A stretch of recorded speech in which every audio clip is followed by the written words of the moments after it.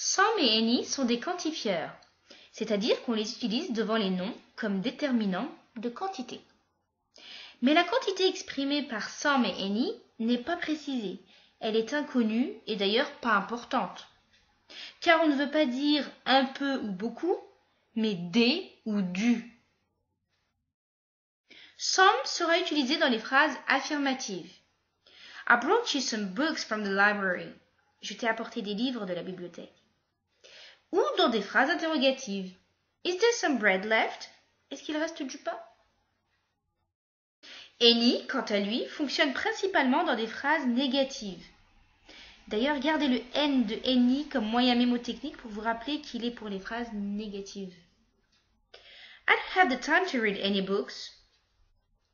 Évidemment, une phrase négative sans any aurait tout à fait été possible ici. I don't have the time to read books. Donc, par sa présence, any insiste et amplifie la négation.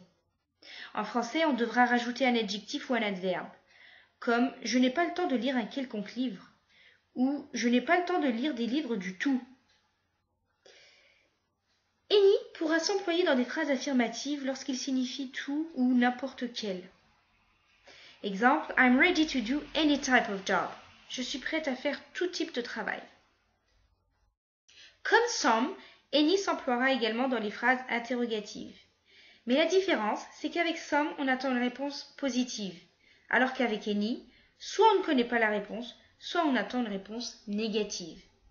Voyez plutôt avec cet exemple. Do you want some biscuits? Ici, c'est une invitation sincère et généreuse.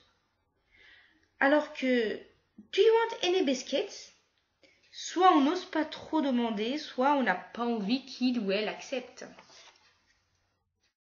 Some et any s'emploieront également comme pronoms lorsqu'ils remplacent le nom auquel ils réfèrent. Et dans ce cas, ils s'emploieront seuls. I don't have money, Mom. Give me some. Donne-moi. She wants some fruit juice, but there isn't any. Il n'y en a pas. Enfin, précisons que some et any s'utilisent indifféremment avec des noms pluriels ou singuliers et des noms dénombrables ou indénombrables. Any questions?